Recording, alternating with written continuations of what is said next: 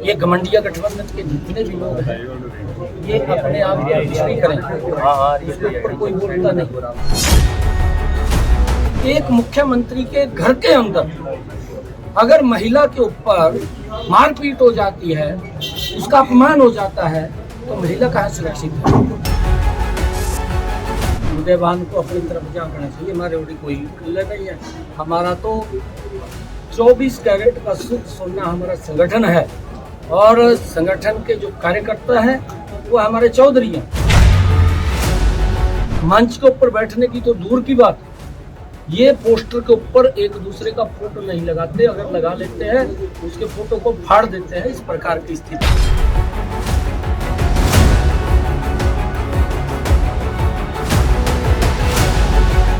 मुख्यमंत्री नायब सिंह सैनी का चुनाव प्रचार जोरों पर है। आज करनाल में नुक्कड़ नाटक सभाओं को संबोधित किया। साथ ही आपको जानकारी दे दें कि चुनाव में अब कुछ ही समय शेष बचा है, ऐसे में सभी प्रत्याशियों ने अपना चुनाव प्रचार तेज कर दिया है। तो वहीं मुख्यमंत्री भी आए दिन विभिन्न जनसभाओं को संबोधित करते हुए नजर आ रहे हैं। तो वहीं समाज के विभिन्न वर्गों के बीच में जाकर वोट की अपील भी कर रहे हैं। वहीं मीडिया से बातचीत करते हुए मुख्यमंत्री ने कहा कि करनाल के लोगों का जो प्यार उन्हें मिल रहा है उससे वे अभिभूत है।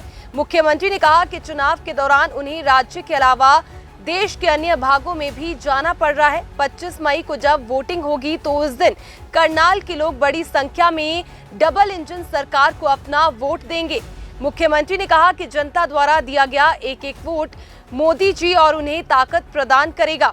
मुख्यमंत्री ने कहा कि उनकी सरकार ने हमेशा गरीबों की मजबूती के लिए काम किया है, किसानों के लिए कई योजनाएं बनाई है। नायब सैनी ने कहा कि देश नरेंद्र मोदी के नेतृत्व में ही आगे बढ़ सकता है, न कि कांग्रेस या राहुल गांधी के नेतृत्व में। देखिए, करनाल में लोगों का जो स्नेह, प्यार, आशीर्वाद मिल रहा है, मैं उससे अभिभूत हूँ। और लगातार, क्योंकि मुझे प्रदेश के अंदर भी जाने का मुझे मौका मिला है और करनाल के लोगों का सहयोग, आशीर्वाद भरपूर मिल रहा है। 25 मई को जब वोटिंग होगी, करनाल के लोग बड़ी संख्या के अंदर बाहर निकल करके इस डबल इंजन सरकार के प्रति अपना वोट देंगे। नरेंद्र मोदी जी को यहाँ से बड़े मैंडेट के साथ कमल का फूल खिलेगा। मनोहर लाल जी दिल्ली में लेकर के जाएंगे और एक कमल का फूल चंडीगढ़ में जाएगा। भारी लोगों के अंदर उत्साह भी है। सरकार ने जो काम किए हैं, गरीब के मजबूती के लिए काम किया है, किसान के लिए काम किया है, महिलाओं के लिए काम किया है, युवाओं के लिए काम किया है। नरेंद्र मोदी जी के नेतृत्व में ये देश आगे बढ़ सकता है। ये कांग्रेस या राहुल के नेतृत्व में देश आगे नहीं बढ़ सकता। ये हुड्डा साहब तो वैसे हाथ पैर मार रहे हैं क्योंकि दल के अंदर जिंदा रहना है और इस कारण से वो आते हैं, परंतु लोग इनकी नीतियों के, इनके विचारों को वो लाइक नहीं कर रहे। मोदी जी की नीतियों को, विचारों को लोग एप्रिशिएट स्वाति मालीवाल के साथ मारपीट की शिकायत दर्ज हो गई, उसमें क्या कहते हैं? ये घमंडिया गठबंधन के जितने भी लोग हैं ये अपने आप को कुछ नहीं करेंगे, इसके ऊपर कोई बोलता नहीं। कांग्रेस शासित प्रदेश के अंदर अगर बेटी के ऊपर दुराचार हो जाता है तो प्रियंका वाड्रा गांधी के मुंह के ऊपर भी ताला लग जाता है और जितने घमंडिया गठबंधन के लोग हैं उनके मुंह के ऊपर ताला लग जाता है। कोई बोलने के लिए तैयार नहीं है। ये इनके दोहरे चेहरे हैं। एक चेहरा है कि अगर दूसरे किसी अन्य राज्य के अंदर कोई घटनाक्रम हो जाता है तो उसमें सभी बच्चों सहित, पूरे परिवार सहित जा करके वहाँ पर लोगों को उकसाने का काम करते हैं, परंतु लोग इस बात को समझ रहे हैं जब इनके राज्य में कुछ होता है तो इनके जुबान के ऊपर ताले लग जाते हैं। ये भ्रष्टाचार करने में विश्वास करते हैं। ये लोग देश को कमजोर करने में इनकी नीतियाँ हैं और लोग समझ चुके हैं। स्वाति मालीवाल जो महिला आयोग की सदस्य रही है, चेयरमैन रही है, और एक मुख्यमंत्री के घर के अंदर अगर महिला के ऊपर मारपीट हो जाती है, उसका अपमान हो जाता है, तो महिला कहाँ सुरक्षित है? महिला सुरक्षित नहीं। और फिर मुंह के ऊपर ताला लग रहा है, उसके ऊपर FIR दर्ज हुई है। जो उसके साथ व्यवहार हुआ उसने FIR दर्ज कराई है। तो ये इनके दोहरे चेहरे हैं। देश समझ रहा है, देश को समझ उदयभान कह रहे हैं आप में, आपकी जो पार्टी है बीजेपी, उसमें ज्यादा अंदरूनी कलह है ना कि कांग्रेस में। ये तो उदयभान को अपनी तरफ झांकना चाहिए। हमारे ओर कोई कलह नहीं है।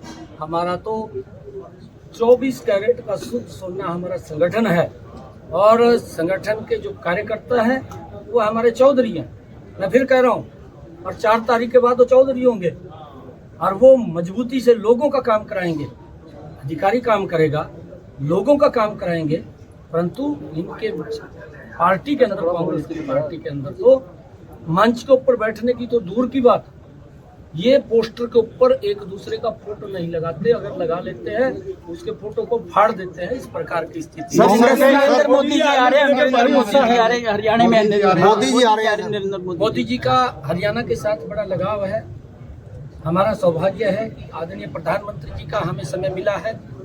18 तारीख को 2 बड़े कार्यक्रम, एक अम्बाला में, एक सोनीपत में, गोहाना के अंदर कार्यक्रम होगा और हम भरपूर आदरणीय नरेंद्र मोदी जी का जोरदार स्वागत करेंगे, क्योंकि आदरणीय मोदी जी हरियाणा को अपना परिवार मानते हैं, अपना घर मानते हैं।